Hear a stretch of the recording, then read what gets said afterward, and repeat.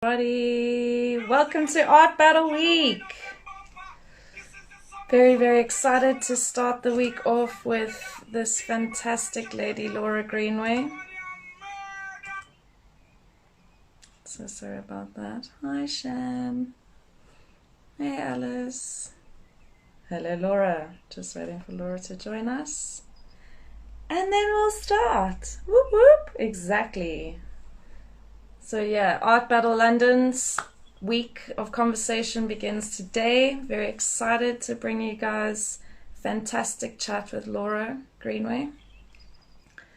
Amazing. I don't have many words, so I'm glad that she's here today to fill in the awkward moments of me being stumped by this lady. And here she is.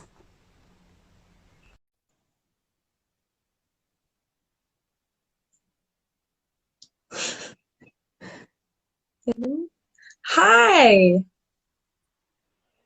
Good morning. Ah, there you go. I couldn't hear you there for a second. How are you doing? Yeah, not too bad, thank you. How are you? I've just spent the last sort of day and a bit going through all of your stuff, and oh my gosh, it's amazing. I'm really excited to chat with you today. So basically, obviously we're to do with Art Battle this week, and we start the week with you. So we'll just start a little bit about Art Battle and how you came to find it. So what was your first introduction to Art Battle London? So actually, for me, I came across it, but completely by chance. So I didn't actually know about it until a few months ago, where I was in London because I do a lot of my artwork there and just spend a lot of my time there. I live just sort of outside of London, and I was in Camden Market having a look around, and I went into a shop called Black Widow. And there was a lovely lady in there called Alice who spoke to me at first to do with like fashion and everything like that. We got talking, and I can't even remember how it was that I mentioned that I was an artist, but I did. And then she told me that obviously like she works for Art Battle and told me all about it. So yeah, I had no idea about it beforehand. And I completely was by complete accident that I kind of stumbled across it. Yeah. Yeah, I mean, to be fair, I met Alice at our life drawing class that we do and got to know about it as well. And I was saying to her, I love, like, deeply, I love graffiti, but I love to watch the whole process of it, you know, how it looks ridiculous and then it's amazing. So I really enjoy that part of your performance as well, like to see the build up and stuff. It kind of feels like this art battle is going to just be like so raw and right in the moment. And then, like, the general public decide, which I think is so cool because it's really like, you know, judges and people and, you know, power. Ooh. But when it comes down to the general public, I'm very excited to see what you have. You done any sort of practice rounds of 20 minutes to feel that kind of pressure yet? Yeah, so I have done a few actually over the past couple of weeks. It's not kind of a lot of what I do is very spontaneous a lot of the time, so I didn't want it to be obviously like too practice. So I No. have sort of a bit of an idea of what I'm doing, but a lot of it will just kind of take shape as I go. Ah, that's so, and that's, I also like that, you know, like I think more, I mean, like what you can achieve in 20 minutes, you know, more than the practicing, because I think a lot of you guys, the stuff that you guys are producing, I said to Alice, I don't know how on earth people are going to make up their minds because like each of you are quite different, but like the work and the body behind it's going to be, it's going to lend so much to it. So very cool. Yeah, And obviously, with it being postponed from April to hopefully July, yeah, have you been looking into Art Battle Online at all? Into yes. submitting anything? I'd definitely love to submit onto Art Battle Online. I'm doing like so much art at home now, so that would be really good because one thing I'm really missing is doing performance. So yeah, I'd really like to do that. I've just had some canvases arrive that are the right size, so I can actually start like filming that and everything now, so that I can get involved in that. That's so awesome. Yeah, no, another artist I spoke with, Daphne, she was waiting literally for her Art Battle Online size to arrive, and I was like, there's so much I don't know. So it's been very cool, and I'm really excited to see, like, because your performance work, which we'll hopefully discuss at length soon, it's I relate in such a fierce way to what you've put out, and I'm so glad that, because to be fair, if I'm honest, I've been an Instagram fan since before I knew you on Art Battle. Like I've been a fan. But in going through to your website and looking a little bit more into it, that performance side of you, I'm really excited to see how that will translate, because of like your early works, like your 200 squares, like all of the emotion that I felt when I looked at those little tiny pieces, but the scale of them all together is, it's incredible. So I'm like excited to see how yours will translate into live painting. That'll be really cool. Yeah, I'm very excited. Okay, cool. So to be fair, I think we've talked all we can about Art Battle for now. We'll do a little roundup at the end. But yeah, just a basic sort of introduction of you would be fantastic. And then we'll go into your highlight moments and all of that good stuff. So take it away. Yeah. My name's Laura. I call myself a multidisciplinary performance artist because performance is kind of my main medium, but I do lots and lots of different things as well. And within performance, I do different types of performance as well. So yeah, definitely very multidisciplinary. And yeah, basically my work is all about my own experiences of mental health problems. And sometimes I also go into like the physical disabilities that I have as well. So yeah, I use like my body as a medium to like express like what's going in my head essentially. So I use the body as like a physical way of expressing something that is um, not physical. Yeah, so I work with text a lot as well. That's something that's probably over the past year and a half that I've really started working with text a lot and doing a lot of performances that include like writing. I've done a few like durational writing performances where I spend like quite a long time like writing what's coming out. So essentially writing like a stream of consciousness onto the paper. Yeah, I've always really loved writing, so that was something that also became a part of my practice as well. So yeah, it's yeah, mainly performance work, and yeah, basically all to do with my mental health experiences. Yeah, I mean, I don't even sort of know where to start, but I'm glad I have some questions already sort of laid out in my mind, because it's fantastic for me to have gone through my own sort of traumas about my body and things like that. And a lot of my artwork in high school was, it doesn't matter really about the outside because you have no control necessarily over it. It's about the personality you develop and who you are. And I feel so much as a female in connection to a lot of your more recent work.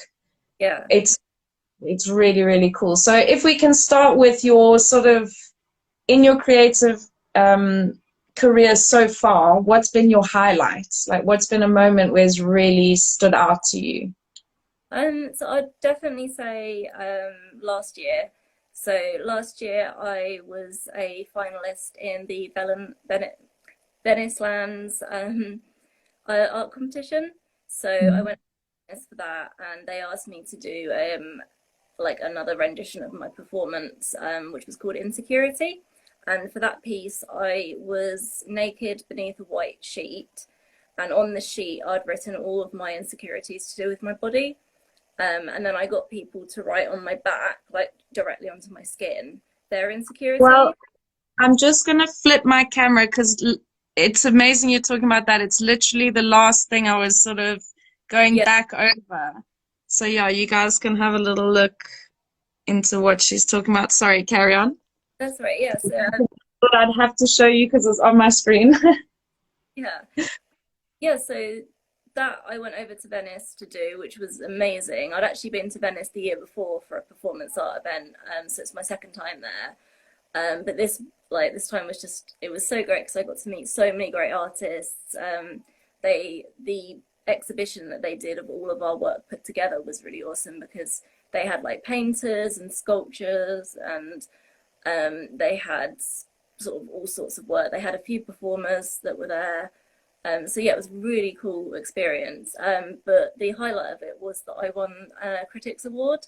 So yeah, that was absolutely amazing because I was shocked just to be like, when I got shortlisted, I was shocked. And then when I got into the finals, I was shocked. And then to actually win an award, I was like absolutely mind blown. It was really amazing. So yeah, it's probably the highlight of my art career. Wow.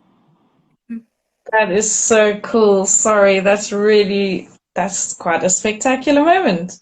And Yeah. then so in obviously your art deals a very heavy amount, like you say, with your mental health and your OCD and stuff. And thank you for sharing. I think it really speaks to a range of stuff for me. So thank you for being brave enough to kind of put that out there, because it's quite heavy. Some of the topics that you, the way that you address them is very unapologetic, and it's very raw.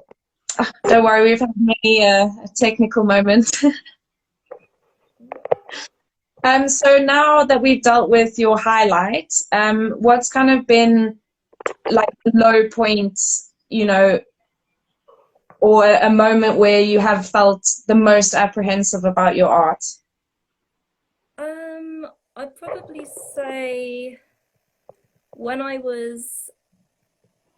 started my master's degree, actually, that was like, I always say that my master's was the best thing I ever did. I absolutely loved it. But it was really hard as well. So before I started my master's, I'd only been kind of what I'd call a practicing artist for about a year or so, and I'd been painting. So that was a lot of the work that you shared on your Instagram story at the beginning. So I just used to do sort of like little abstract, like watercolors.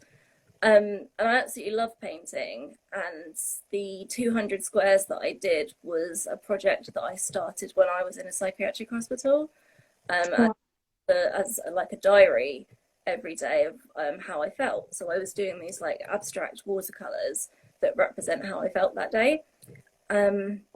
And yeah, basically, I kept doing them after I left hospital, and they just kind of, the more I kind of poured myself into my work, the better I got, and it just helped with my mental health so much. So I decided that I wanted to do a master's degree because I had done a BA in fine art, but Well done. I'd been really unwell though throughout the whole of it. So with my mental health, I'd been in hospital a couple of times, and yeah, I just really, really struggled. So unfortunately, I didn't really get what I wanted out of the BA because I just wasn't there enough. So I kind of thought like the master's was like my second chance at doing my education for me. So I was really scared to do it. Firstly, because I kind of felt, even though I did pass my BA, because I hadn't missed a lot of it, I felt like I wasn't even qualified to go straight onto an MA. So I was apprehensive about that to begin with. Also, like when I went to the master's degree show for the students that were just finishing, to see their work, I was absolutely blown away, and I thought, oh my gosh, like I'm not up to the standard, like I can't do it. So yeah, it was really scary going into it, and I was just like really happy to have got a place. And then once I got onto the masters, then it became sort of even harder because the tutors like really wanted to challenge us, and they wanted us to try like new mediums. And for a while I was like, no, I just paint. That's all I want to do is paint, because that was like my safe thing to do. But I'm so glad that they pushed me, because that's how I started performance. And so yeah, that was the scariest time, was starting my masters and kind of that transition between working in 2D and then working in like live work. It was a big change for me. But yeah, I'm so glad I did it. It was really good. Yeah, no, I can't thank them enough. Thanks, guys. Thanks for pushing it. I think that like, we've discussed this with a few artists that, you know, we all have that negative inner monologue as human beings in general. And then as a creative, it can kind of cripple you, or you can get lost where you think you can only create when you're in a very dark place. So we've been doing a lot of things about, mindfulness and just becoming aware of the things that you can't change or you can change. So it's been quite interesting to see some of the processes amongst all of you. A lot of it's like one artist did 180 drawings each day. Like you did your 200 squares. Like there's so much to say about the obsession that comes with that art and like, finding performance. I mean, your 200 squares, I still feel like it's a performance, which Yeah. feels a bit strange to say that, but I do feel it because in looking through the few that you have on there, it's very like, wow, this lady felt cool today. She didn't feel great. And you spoke a little on a black and white square, saying that you love color, but today was just a day for black and white. And like, I really resonate with that because we're trying so hard to take care of one another in this time. And it's just like, I hope that we're also taking care of, ourselves. So in rambling on about this, how, for you, what was that moment where putting your OCD into your performance art, like, did you know straight away that it was going to help, or was it a sort of a process? So yeah, when I started the MA, I knew I wanted to make work about my mental health experiences. It's kind of all I've ever wanted to make work about, really. Obviously, in here I have gone on, as I said, to talk about like physical disability and kind of other things, but they all are things that affect my mental health. I think for me, being someone that's experienced like really severe mental illness from the age of 11, it's just something it's just it's so ingrained in me. Like it's something that I live with like every minute of every day, and so to me it would be strange like to not make work about that because that's all I know. If that makes sense. um Yeah. Sorry, I've forgotten the question. Oh no, it was just more. Was there a, because I suppose you've answered it. Your art's always been about your mental health stuff. I was wondering if there was maybe a moment where you were just painting, but then it became specifically about your mental health for you. But I think you've answered it by saying it's always been about your mental health, which is like it is incredibly brave for you to be so open because a lot of people.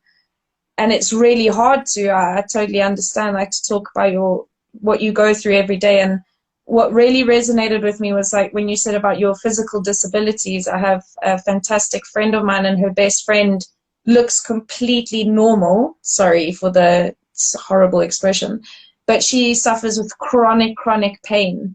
Yeah. And there was a lot that you talked about when you don't look disabled, but you are in a lot of pain. And, people have also made her really uncomfortable about using disabled bathrooms, parking spaces. And, it's so heartbreaking for me to see this poor girl so exhausted. I think a lot of it in explaining Yeah. that, like, I'm not well, like, I'm not also trying to take the piss. So No, I think it's incredibly, that just hit me because I know somebody who goes through that life of looking completely okay, but actually she's completely broken. And instead of people offering that kindness first, we're like, oh, you're taking the piss, you're taking advantage. And yeah, that was that was very powerful for me to see.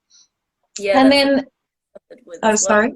And that's something I've suffered with as well, because as well as having sort of my OCD and depression, so I've got spina bifida, scoliosis, and chronic fatigue syndrome. So I deal with a lot of pain and obviously like being exhausted from the fatigue and stuff. But every illness that I have is an invisible illness. So of Mm, course, unfortunately, with invisible illnesses, you do get this kind of this thing where people don't think that there is anything wrong with you. Yeah, so it is really hard having to kind of explain yourself. Yeah, and I mean, I think the work that you do, like I said, feels so sort of authentic and unapologetic, and it's kind of uncomfortable. Not particularly for me, but I can feel that uncomfortableness for people who are, their cognitive dissonance doesn't really match yours. Like you say, they need you to be in a wheelchair or to be visibly like incapacitated in some way. And I just find that, it's still so cruel that we jump to that instant, oh, well, what's wrong with you? You look fine.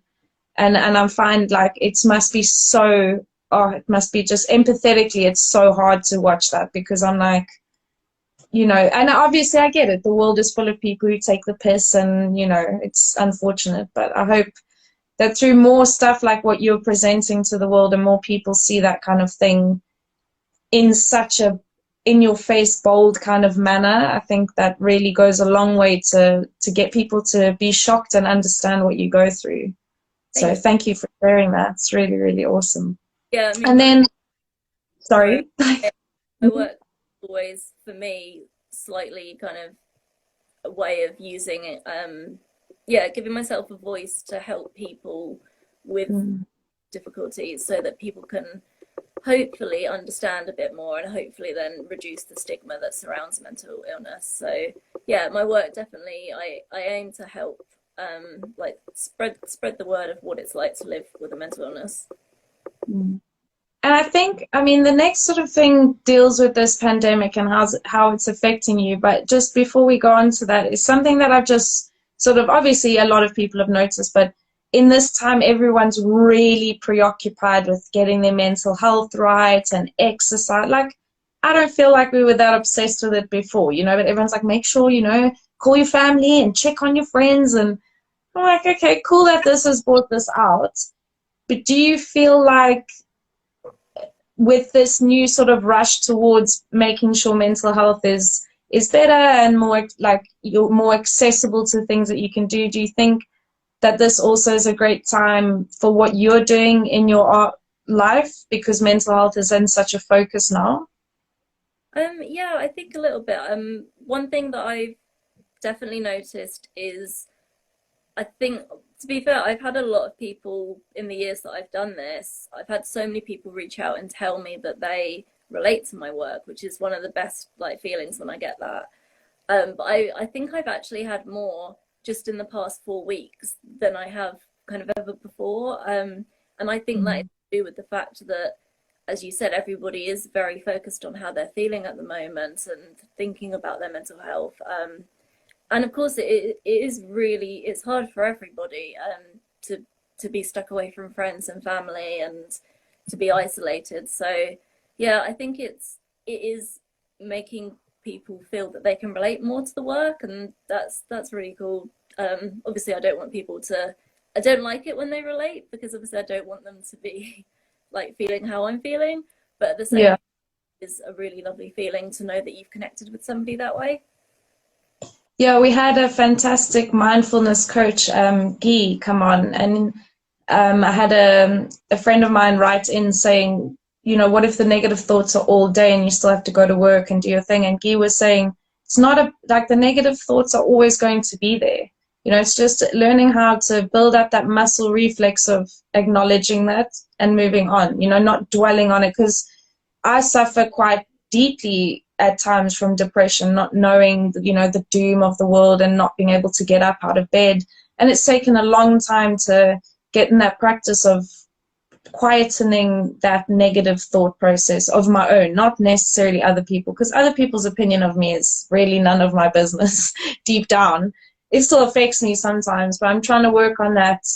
If it doesn't serve me, like, it really has to leave, because, at the end of the day, you have enough stuff you're putting yourself through to then add all that rest of that pressure. It's like, it's not cool. I don't want to do it anymore. So yeah, it's been really cool to see that mental. So it's nice to hear that in the last few weeks you've been getting more people being able to also find you and find your art and things that relate. And I think, like you say, it's horrible for people to relate because it means they've been through pain, but I think we've all been through something. But yeah, it's really nice to hear that you're getting more engagement from that as well. And then so on the back of that, sort of how is lockdown affecting you? Is it affecting you at all? How are Yeah, you feeling? so for me, this is a very strange time. So my OCD is kind of the one that most people know about when you talk about OCD, because there are actually loads and loads of different things that OCD can focus on, like pretty much anything. But for me, it is around like cleanliness, germs, things like that. So to have like a contamination-based OCD in a pandemic, Oh, bless you. yeah, it's very tough. Like I'd probably say it's essentially my worst nightmare come true. But I'm doing much better than I would have ever thought I would have been. If you'd have said to me a couple of years ago when I was really unwell that there's going to be a pandemic, like, oh gosh, I don't know how I would have coped at all. So yeah, I'm definitely doing better than I ever thought I would in this kind of situation. But of course, it's really strange because I have like very conflicting information. So all my life when I've had therapy for OCD and had like cognitive behavior therapy, they're always telling you to take more risks and don't wash your hands, Oh no. don't wear gloves when you go out, because I used to when I went out. I got to the point where I could barely leave the house, and when I did go out, I'd wear gloves and I'd be using antibacterial hand gel constantly and washing my hands like 400 times a day or so. So yeah, I've been through all this therapy to tell me not to do these things, and now the government is telling I'm not laughing at you. It's quite funny what you're saying. yeah, yeah. So that's really tough, for one. The other thing I've always had is like my psychiatric nurse always told me not to isolate myself, because again, and I'm sure a lot of mental people with mental health problems can relate to this. If you're on your own, often you feel worse. Like some people prefer to be on their own, and I like that at times, of course. But I love being with my friends. Like, yeah, like seeing my friends is just one of my favorite things to do, and now I can't see them, and that's really tough. So yeah, it's quite tough, but I've got my art, and so that's the main thing. Honestly, I don't know what I'd be doing if I didn't have art to be working on every day. Yeah, I must say, like, it's been so nice to me because I've had lots of conversations. Like, I run an art collective, and I keep trying to like bring my friends in that I know I can see there's something in them that they're creative, and I'm like, come and have a draw, and they're like, I can't. And I'm like, there's people with no arms and legs, dude. Paintbrush in their mouth, and they're drawing. Like, you just do it. So, and now all of them are like, oh, I tried that drawing stuff, and I've got my art books out, and I'm blowing years of dust off them, and I'm so excited about it. I'm like, yes, more people are, like you say, without my garden or my studio, I'd have been doing my absolute head in. I'm so blessed to be where I am. Like, thank God, whoever, thank everyone. But it's so tough to think of those people who, like you say, don't have it. Yeah, But maybe are trapped at home with, where you were 2 years ago. And, they can't buy hand sanitizer. And what that must be doing to their anxiety levels must be absolutely horrific. And like you say, like, I look forward to these lives because, I've never met you before. I'm an, absolute fan now. But it's nice to see another person. I love my sister very much, but it's lovely to see you. And I know this is not the same as seeing you in person, but I've really valued these times to get to know different people because I love going outside. I love people. I think they're all crazy and wonderful in their own way. I love them. I like to go see them, bump past them in the street. I just can't wait to shoulder barge past someone in the shopping center again. I know it sounds really weird, but I'm like, hello, people. So yeah, I'm struggling with the not seeing my friends part as well. It's yeah, I like my time on my own, but not as much as other people. I like people very much. So now that we've discussed sort of the pandemic side, what is it that you're working on now? Is there a specific project in mind, or are you just losing yourself in your practice? So I think I mentioned earlier, it's been a little bit of a change for me because of the pandemic. So obviously a lot of the work that I do is live art in front of an audience, or art as well. I've done a lot of performances where I have the audience interact. So obviously those kind of pieces I need to do at a gallery or in a public space or something. And contact, actually physical contact, is one of the things in my practice that is quite important. And that stems from the fact that for years I had a really strong like fear of physical contact, and so that's why I like to use it in my work.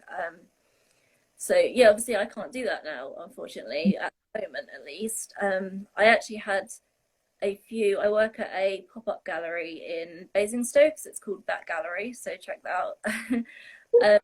But I had a few performances like planned for the end of March actually that I wanted to do at the gallery, and I haven't been able to do those.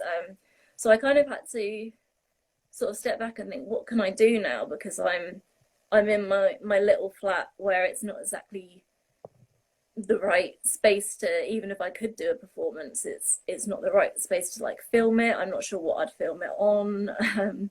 Yeah, so I've had to kind of have a little think about what I should do instead of perform really. And as I said earlier, I've done a lot of like performance writing.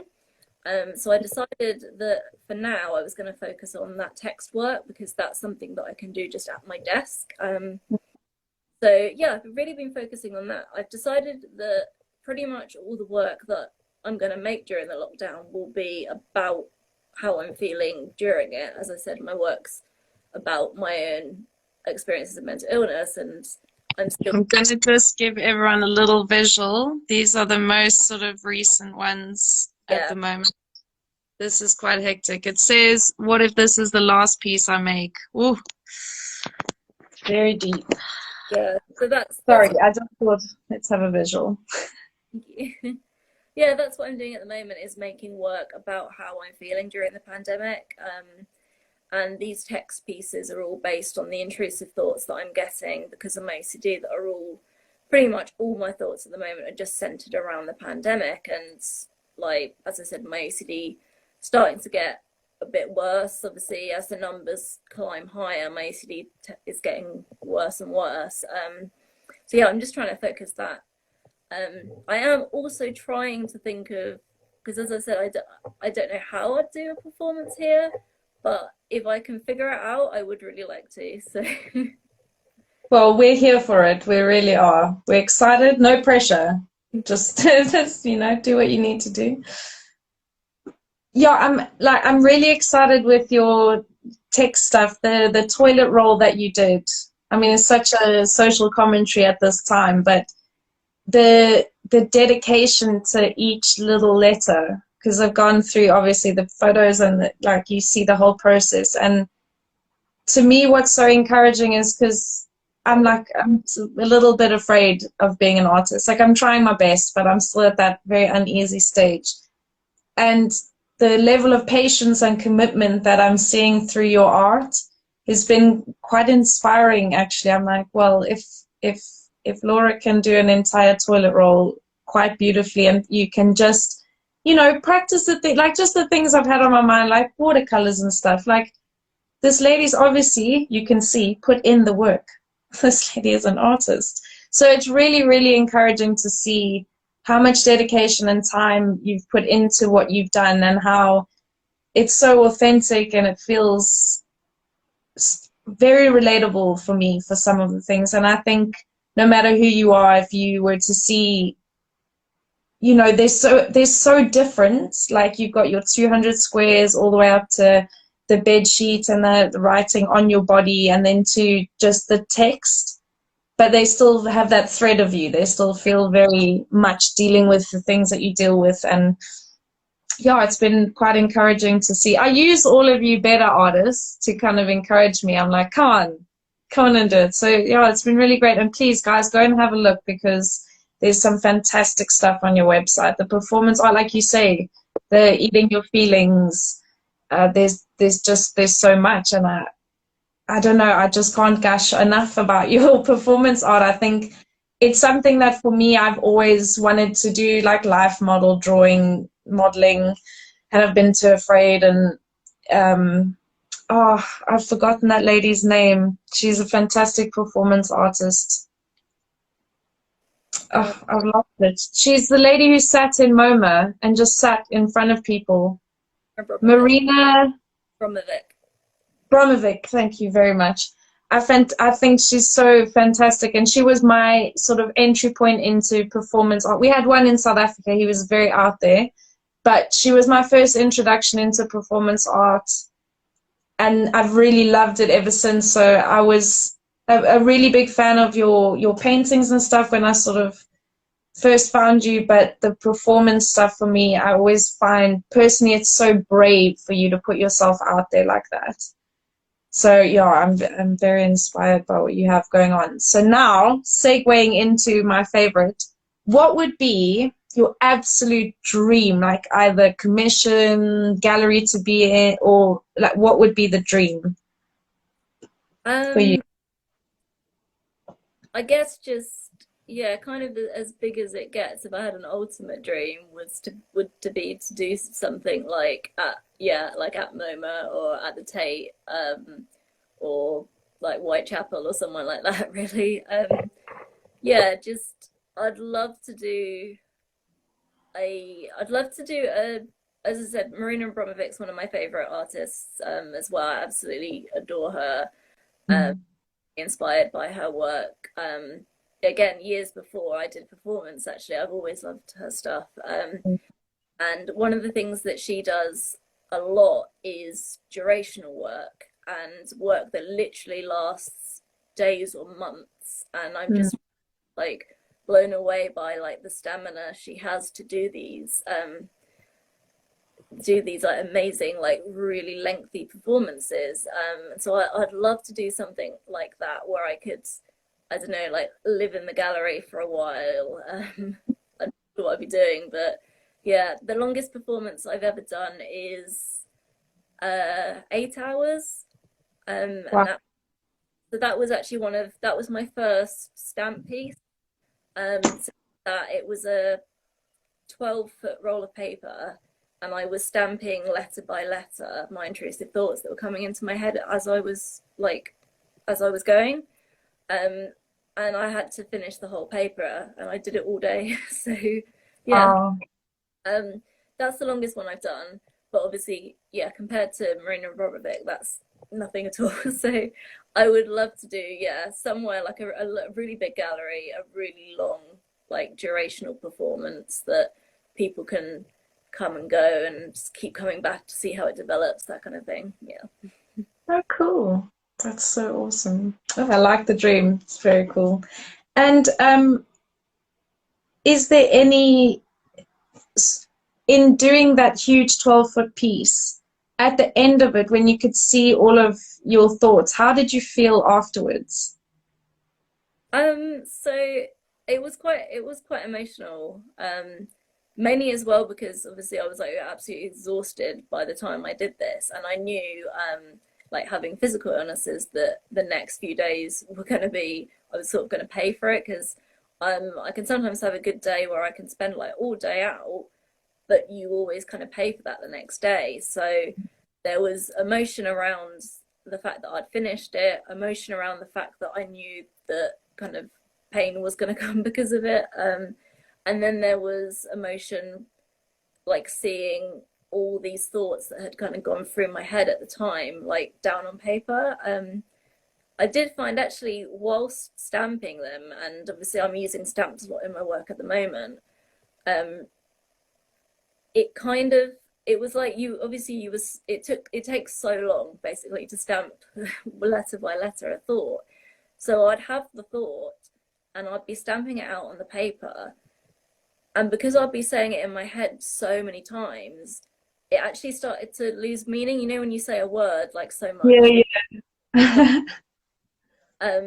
that happened, and actually that was really nice because these thoughts that usually have so much power, as I was stamping them, they were almost like losing power.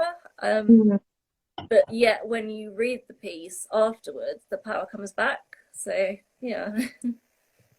Yeah, it's quite interesting. I asked because obviously I'm doing quite a bit of the mindfulness I spoke about earlier, and it is amazing how just a 10-minute meditation that I even write in my diary, I must do just 10 minutes for myself a day, because I've always run away from it in the past. And it was very overwhelming. I cry quite a lot. It's like quite deep, the things that I think about, but in letting them go, it's like you say, that that power is kind of gone. It comes back, don't get me wrong, the deeper the trauma and all of that, the more those, but it does lighten after that 10 minutes of acknowledging, like, okay, cool, you were there, off you go. And I suppose that physical manifestation of you actually putting it on the page, that was really interesting to me to see, and then to hear how it's helped. And then, like you say, the power does come back. But then, what do we choose? Dun, dun, dun. Sorry, I'm getting a little lost here. But yeah, so basically, we've covered sort of everything I have to ask, but I'd like to sort of talk a little bit more about your performance while we have a few minutes, before we have to give everyone all your contact information. But like, what was like the very first performance piece that you did? Like, how was it after that piece? How did you feel? So I think I'd it depends which one you'd class as my first one, I'd say. I usually class my first, like, what I'd call it, my first proper performance was my first live performance. Okay. That was at the Barge House in the Oxo Tower, along South Bank. And that was during my MA. It was a few months into it. I did a performance called The Gaze. And that was in front of probably about 40 people. So yeah, that was one that was probably the most nervous I've been before a piece. People always ask me, like, do I get nervous before performances? And usually I don't actually. I'm really excited to do them. And there's always, like, I swear, you always have like a technical difficulty or something beforehand. So you're so busy, like, trying to get everything ready. You don't really have time to be nervous. But that one I was definitely very nervous with because I've never done it before. Yeah, that was my first, what I'd call my first performance. But after it, I had such an adrenaline rush. I was with my little sister because she had come to film the piece. Um, and I felt sorry for her afterwards because I couldn't stop talking. Like, I was just so, like, excited. But it just felt so amazing, and I was like, wow, I love doing that. Like, this is, yeah, it just felt like something that I was always meant to do. So yeah, I never, as I said, never stopped doing it afterwards. And how do you feel about people sort of approaching you after the piece, or do you kind of just leave the gallery, or is there much interaction between you and the crowds after? And how do you feel about the questions that they ask you? I really love, that's one of my favorite things, is getting to speak to people after my performances. It depends, obviously, what I'm doing. If I'm not wearing anything, I do kind of obviously run away, get dressed again, and then come back. But yeah, I absolutely love speaking to people after doing performances, because often they're still sort of, they've got that kind of raw emotion because they've just seen the piece. And so yeah, I've had some really emotional conversations, like, after I finish performances, and they're always so wonderful to hear people's feedback. Yeah, because it's really good, obviously, to see how they found it. Some people with my performances, that the one that I did at the Barge House, it wasn't, a lot of work that I do is at, like, specific, like, mental health shows. So people will know that all that work at that show is to do with mental health. But obviously, I work as well at mixed group shows, and so people might come across my work and not know what it's about. So that's always interesting to see if they had no idea about my work at all, if they've got sort of what I was trying to say through it. So yeah, Yeah. I really love speaking to people afterwards. And yeah, no, you've just answered exactly what what I was asking you. Perfect. So obviously that's sort of us done now, but obviously everything I'm so sorry. Everything on Hanway Collective today features Laura's stuff from her Instagram, but we'll also, in her Instagram is a link to her website. Definitely go and check that out. It's got some fantastic, it's just laid out beautifully, well done, really good website, and you can then go and investigate for yourself. And just, again, a huge thank you for kicking off Art Battle Artist Conversations this week. And thank you so much for the insight and for just being available to do this today. I've really, really had a great time learning a little bit more about you, and I hope you've had a good time. But yeah, it's been awesome. Yeah, I have. Thank you so much for having me. It's been really lovely. And as you said, it's really nice to like speak to somebody during this time where we can't really see anybody. So it's been lovely. Thank you.